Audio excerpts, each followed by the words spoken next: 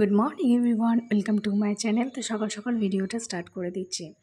সকালবেলা ঘুম থেকে উঠে ফ্রেশ হয়ে আমি ছাদে চলে গেলাম। ছাদে গিয়ে তখন দেখছি মা সব জামা কাপড় মেলে দিয়েছে। তো ছাদে সব কিছুই মেলে দিয়েছে, আগের দিনে যেগুলো আমি কেচে দিয়েছিলাম। তো এখানে সব কিছুই মেলা আছে, মানে হালকা হালকা একটু ভেজা ভেজা রয়েছে, এর জন্য আবার মেলে দিয়েছে যাতে আজকে মানে পুরো আর কি ঠিকঠাকভাবে শুকিয়ে যায়। Good morning everyone, welcome to my channel. তো সকালবেলা ভিডিওটা স্টার্ট করে দিচ্ছি। আর সকালবেলায় ঘুম থেকে উঠে আমি চলে গেছিলাম বোঝাকে নিয়ে ছাদে। তো ছাদ থেকে ঘুরে এসে এখন একটুখানি ঘরে বসে আছি। তো এখন ঠাকুরের সাজগুলো করব। আজকে আর পড়তে বসবো না, মানে এখন অন্তত পড়তে বসবো না, পরে বসলে বসবো। আজকে উপোস করেছি, দেখি কি করি না করি। এবার বাবা না আসলে তো আমি যেতে পারবো না। এবার দেখি এখনও ঠিকঠাক নেই। তো বাবা যদি যদি মহাদেব চায় তো হবে, ঠিকঠাক করতে পারবো, সেটা ওনারই ইচ্ছা। আর হচ্ছে এখন দেখি কি করি। তো এখন তো আপাতত আমি বসে রয়েছি, আর ওপরে বসে বসে আমি এডিটের কাজগুলো মানে কাটছাটগুলো করছিলাম। আর এখন বসে রয়েছি, তো দেখি পরে কী করছি তোমাদের সঙ্গে শেয়ার করব। তো আজকে আমি ছাদে যখন ছিলাম তখনই দেখি বিছনা টিছনা সব গোছানো হয়ে গেছে। ওই ঘরে বিছনা নিচটা মোছা হয়ে গেছে, সবই পরিষ্কার। তো আজকে সবই পরিষ্কার করে দিয়েছে। আজকে আর আমি বিছনা তুলিনি, আমি কিছুই করিনি আজকে। সব মা আর বাবা মিলেই করেছে। তো যেহেতু মা উপোস থাকবে এই জন্য বাবা কিছু কিছু হেল্প করে দিচ্ছে। তো আমাদের বাড়িতে ছেলেরাও কাজ করে, কিছু মনে করো না। কারণ অনেক বাড়িতে আবার নিয়ম আছে, ছেলেরা করে না মেয়েরা করে, ওরকম কোনো আমাদের বাড়িতে নিয়ম টিয়ম নেই। আমাদের বাড়িতে ছেলেরাও ভাত বেড়ে খায়, ছেলেরাও রান্না করে খায়, ছেলেরাও ঘর মোছে, ছেলেরাও বিছনা তোলে, সব করে আমাদের বাড়িতে। আমাদের বাড়িতে ওইসব নিয়ম টিয়ম নেই। তো বাবা শুধু রান্নাটাই পারে না, তাছাড়া সব পারে। তো যাই হোক, তো চলো বসে থাকি, এখন এডিটটা করে কমপ্লিট করে নিই, তারপরে আবার তোমার সঙ্গে কথা হচ্ছে। বাবা বললো মোটরটা চালিয়ে দিতে, আমি মোটরটা চালিয়ে দিলাম। আর এখানে দেখো মা সব ফলগুলো ধুয়ে দিচ্ছে। এটা হচ্ছে বেল, আরও অনেক সব 5 রকম ফল নিয়ে যেতে হয়, তো সেইগুলো ধুয়ে রেখে দিচ্ছে। তারপর ফুলগুলো সব রাখছে আর কি, মানে গঙ্গার জল ছিটিয়ে, কারণ পরে ঠিক সময় পাওয়া যাবে না, এর জন্য মা আগে আগেই সব ধুয়ে রেখে দিচ্ছে। এখানে আকন্দ ফুলের মালা আর অনেক রকমের। এবার ঘরে ঠাকুর পুজো দিয়ে তারপরেই যাবে মা ওখানে পুজো দিতে। তো চলো এবার আমি রান্নাটা করে নিই, মানে ভাতই বসাবো, সব কিছু সেদ্ধ টেদ্ধ দিয়ে। সেরকম আর কি সেরকম কিছু করবো না, কারণ আমি উপোস আছি, মাও উপোস আছে। এখানে আমি দুধ বসিয়ে দিয়েছি, আর এখানে আমি ভাত বসিয়ে দিয়েছি। তো এগুলো এখন হচ্ছে। আর হচ্ছে এই দুধের বাসনটা একটু ধুয়ে দেবো। আর দেখি, তো এখানে আমি চাল নিয়ে নিলাম। তো আমাদের মতনই মা তো খাবে না, সরি। তো আমি, বাবা আর বোঝো খাবো, এর জন্য 3 জনের জন্য চাল নিয়ে নিলাম। মা আজকে সারাদিনই ভাত খাবে না, মা সাবু তারপরে ফল এগুলোই খাবে।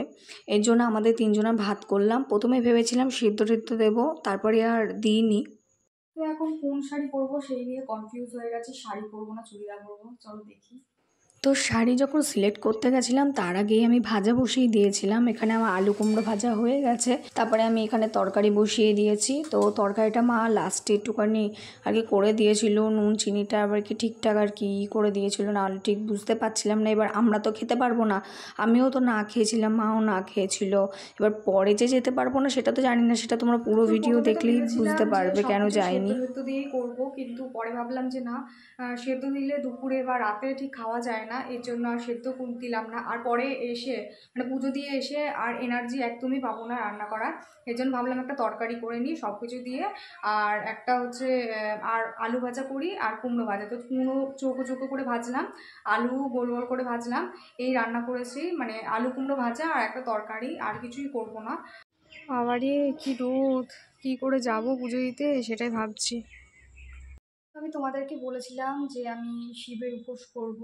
তো সকাল থেকে আমি না খেয়েই ছিলাম, জল খাইনি। কিন্তু 1:30 আমি একটা সময় স্নান করতে গেছি, তো 1:30টার সময় আর কি একটা সময় স্নান করতে গেছি, তখন একটা প্রবলেম একটুখানি হয়ে গেছে। এর জন্যই মাকে আবার বললাম যে তুমি চলে যাও। তো তখন মা শাড়ি টাড়ি পরছিল, আর আমি 1:30টার সময় জল খেয়ে নিয়েছিলাম। তারপরে যেহেতু আমি করতে পারবো না উপোস, এর জন্য আমি জল খেয়ে নিয়েছিলাম। আর জল টল খেয়ে তারপরে মা বেরিয়ে গেল। আর 3টে অবধি আমি ওয়েট করেছি যে মা আসবে, প্রসাদ নিয়ে আসবে, তো তখন আমি একবারে প্রসাদ খেয়ে তারপরে আমি উপোসটা ভাঙবো। তো আমি তো ভেবেছিলাম যে মা হয়তো ফোন নিয়ে যায়নি, আমি মাকে বলেছিলাম যে তুমি ফোনটা নিয়ে যেও, তো মা বলেছে না ফোন টোন নেবো না অত ভিড়ের মধ্যে। তো পরে আবার নিয়ে গেছিলো, এবার আমি তো জানি না যে ফোন নিয়ে গেছিলো, এবার অতটা আমি খেয়ালও করিনি ফোন নিয়ে গেছে কিনা। এবার আমি ভাবছি যে মা হয়তো 3টের সময় চলে আসবে, যেহেতু 1:30টার সময় গেছে।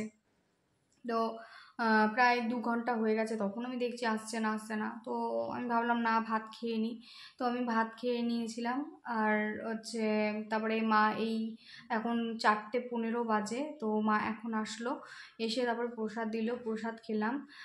আর হচ্ছে বাবার মাথায় যে জল ঢালে সেই জল খেলাম। তো এখন বসে রয়েছি, আর একটা মিষ্টি খেয়েছি। তো এখন বসে রয়েছি, বোঝও বসে রয়েছে, তো কতক্ষণে ফল বার করবে, ফল খাবে ও, এর জন্য। তো মা আসুক ছাদ থেকে, মা সব ওই ঠাকুরের ডালা মানে যেগুলোর করে ফল টল নেয়, ফুল নেয়, তো সেগুলো ধুতে গেছে। কারণ মিষ্টি এনেছে, পুরো রস পড়তে পড়তে এসছে শাড়িতে, তারপরে আর কি তোমার ওই ঝুড়ি টুড়ি সব মানে পড়তে পড়তে এসে পুরো গায়ে ঠায়ে লেগে গেছে মিষ্টির রস। এর জন্য মিষ্টির ওইগুলো আর কি ধুতে গেছে উপরে ছাদে। তারপরে আর কি এখন এসে মা ওই সাবু মাখা করবে। তো এখন কথা ছিল আজকে বিকালবেলা যে পোড়ামাতলায় যাওয়ার, এখন যাবে কিনা ঠিক আমি জানি না, এবার দেখি কি করে না করে, তো পরে তোমার সঙ্গে আবার শেয়ার করছি। তো মা এসে শশা আর কলা খেলো, শশা কলা খেয়ে তারপরে আমি সাবুটা মেখে দিলাম, খেজুর তারপরে আমসত্ত্ব এগুলো দিয়ে সুন্দর করে মেখে দিয়েছিলাম। বাবাও খেলো, তো এই সময়টাই বাবা খেতে পারে। তারপরে আমি আর ভিডিও করিনি। তো এই পর্যন্ত ভিডিওটা, watching my video, bye bye. আর লাইক শেয়ার কমেন্ট এবং সাবস্ক্রাইব করে দিও।